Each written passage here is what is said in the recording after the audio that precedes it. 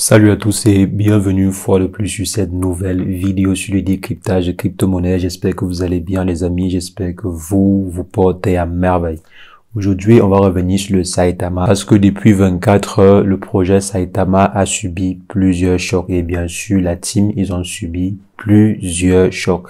Ils sont en train d'essayer de se relever actuellement, mais ils ont vraiment subi plusieurs chocs. C'est même à se demander si le projet Saitama devait encore vivre. Il y a même plusieurs personnes qui ont même vendu, je dirais, liquidé leur token. C'est-à-dire, c'était vraiment chaud. Donc aujourd'hui, on va décrypter ensemble l'événement qui s'est passé hier sur le projet Saitama et on verra ensemble si ça vaut la peine de continuer à acheter actuellement vu que le prix il est aussi intéressant. Donc le prix a bien chuté. Donc on verra ensemble si ça vaut la peine d'acheter, si le projet peut survivre ou pas. C'est ce que nous allons voir dans cette vidéo. Si jamais vous êtes nouveau sur la chaîne, quotidiennement, nous faisons le décryptage de crypto-monnaies, d'investissement en bourse ou d'investissement en ligne de façon générale. Donc si l'une de ces thématiques vous intéresse, n'hésitez pas. Abonnez-vous et cliquez sur la cloche pour ne rien rater des prochaines vidéos. On va rapidement se retrouver pour le sujet du jour après une brève introduction.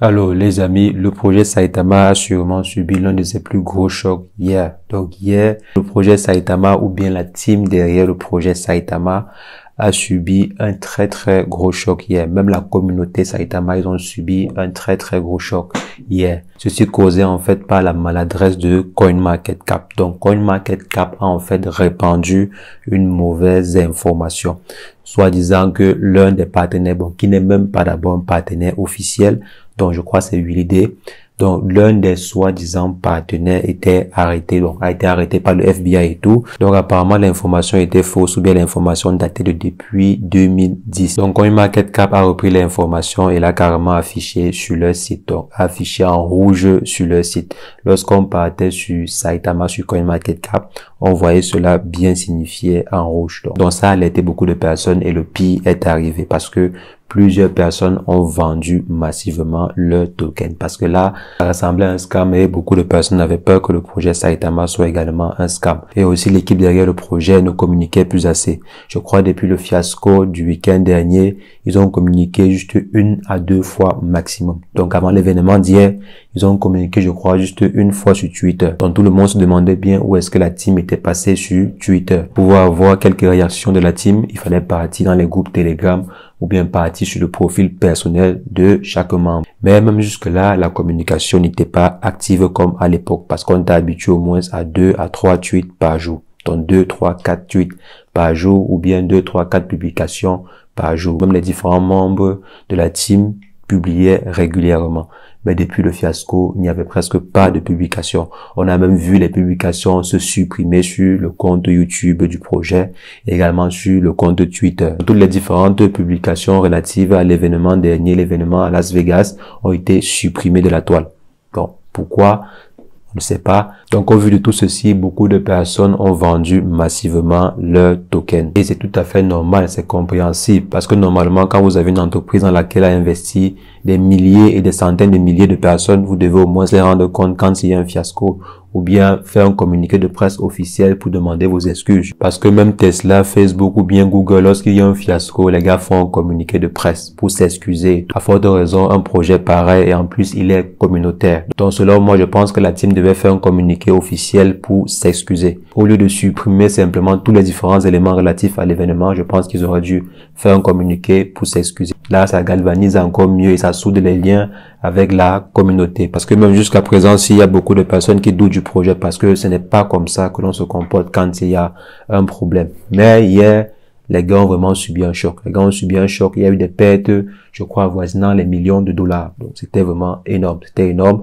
Je sais pas s'ils vont porter plainte à CoinMarketCap. Donc, je sais pas s'ils vont pouvoir porter plainte à CoinMarketCap ou bien si Willy va pouvoir porter plainte à CoinMarketCap parce que là, quand même, c'est énorme, quoi. Ils ont fait perdre des millions de dollars à un projet. C'est énorme. Je sais pas comment est-ce qu'ils vont faire côté juridique, mais ça ne serait pas mal. Ça ne serait pas mal. Ça ne serait pas mauvais aussi parce que là, CoinMarketCap a quand même, ils ont quand même merdé, quoi. Je crois que sur ce point-là, CoinMarketCap, ils ont un peu dérangé. Je sais pas vraiment où est-ce qu'ils ont pris l'information en question. Je sais pas. Ils n'ont même pas eu à vérifier l'information. Et le plaquer ainsi en gros caractère rouge sur la page d'un projet sur votre plateforme, c'est injuste quoi, c'est injuste et ça a porté préjudice au projet Saitama. Donc peut-être ils vont le payer, peut-être pas. Donc l'avenir nous le dira. Donc actuellement, si comment se déroule le projet de façon générale, bon, la communication a repris. Je pense que l'événement, si l'injustice si a réveillé la team, l'injustice si a donné encore un peu d'énergie à la team pour communiquer, parce que les gars ne communiquaient plus. Les gars vraiment étaient déboussolés depuis le dernier événement. Mais l'injustice, c'est comme on dit souvent, il faut un peu de gaz, quoi. Donc l'injustice ici a été un peu comme le gaz ou bien l'énergie pour la team. Et ils ont recommencé à communiquer massivement depuis hier. Je crois depuis hier, ils ont effectué au moins 2 à 3 tweets. Donc simplement en 24 heures, ils ont repris le nombre de tweets quotidiens et ils ont effectué 2, 3, je crois 3 tweets. Oui, c'était 3 tweets. Il y avait 2 relatives à l'événement qui s'est produit et un autre annonçant un meeting avec la team légale et les développeurs. Bon, on espère maintenant que la team s'est repris de l'événement dernier parce qu'il faut vraiment qu'ils se reprennent. Il faut qu'ils se reprennent, il faut qu'ils commencent à communiquer avec la communauté pour que tout le monde ne fuit pas. Parce que s'ils ne communiquent pas, les gens vont continuer à fuir. Vous voyez que depuis l'événement dernier, quand ils ne communiquaient pas, le prix chutait. Le prix a chuté pendant presque une semaine. Et hier, lorsqu'il y a eu cette injustice-là, et lorsque l'injustice a été réparée, que le prix a recommencé à monter, que le prix a repris un peu des ailes, quoi. Donc, avant la journée d'hier, le projet Saitama avait entamé une descente aux enfers. Donc, maintenant, espérons que la team va être un peu plus réactive sur les réseaux sociaux. Ils ne doivent pas donner ou bien permettre à la communauté de penser ce qu'ils veulent. Ils doivent donner, ils doivent montrer à la communauté l'évolution du projet. Ils doivent communiquer avec la communauté. Parce que c'est un projet communautaire.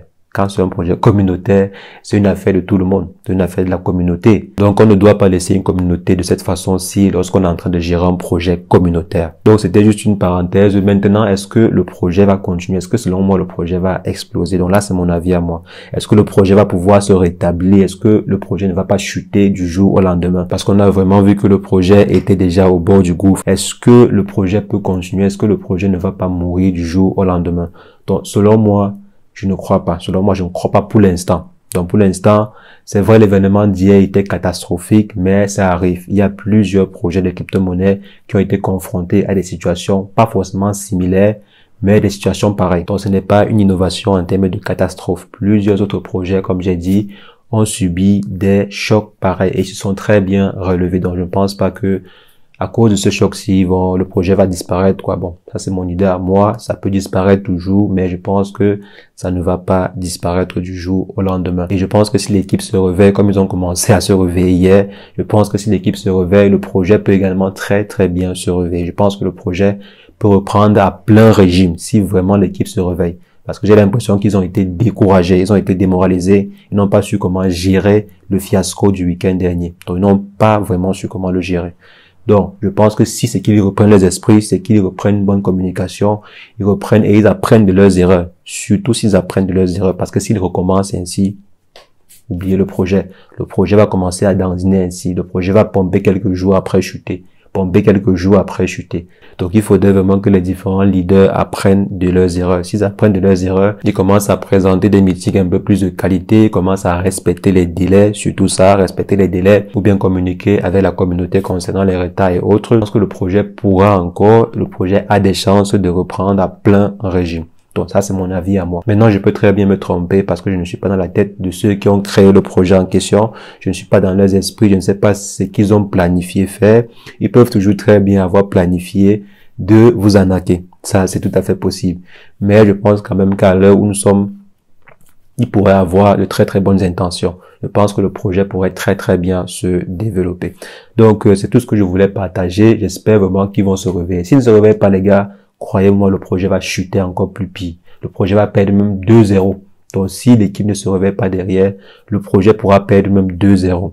Donc, surtout si, dans 2 semaines, la plateforme Saitama Mars n'est pas dévoilée, ça sera vraiment une très très mauvaise image. Le projet va refléter une très très mauvaise image. Donc si dans 2 semaines le projet Saitama Mars n'a pas vu le jour, ça sera un second fiasco. Donc comme j'entends déjà qu'il pourrait y avoir un retard parce que CRT n'a pas encore confirmé. Donc il faut simplement qu'ils essaient d'accélérer le pas du côté de CRT ou bien que les différents membres de la team mettent un peu de pression à Certi pour qu'ils partent un peu plus vite, quoi. Parce que là, c'est l'image de la communauté qui est en jeu, c'est l'image de la team qui est en jeu. Donc, il faudrait qu'ils mettent un peu de pression à Certi pour qu'ils essaient d'aller plus vite. Alors, les amis, c'est ce que je voulais rapidement partager avec vous dans cette vidéo. Donc, est-ce que vous pensez que le projet Saitama va pouvoir se relever? Si oui, comment? Donc, comment est-ce que vous pensez que le projet va pouvoir se relever?